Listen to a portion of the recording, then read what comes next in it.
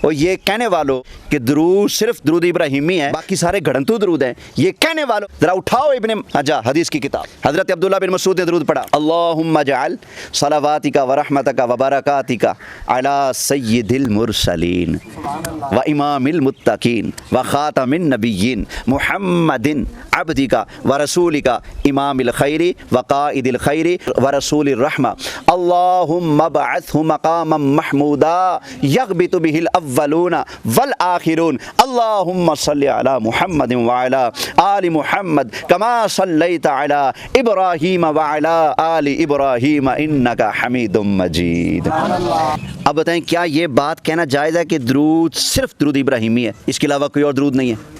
اگر ایسی بات ہے تو تم صلی اللہ علیہ وآلہ وسلم یہ درود کیوں پڑھتے ہو؟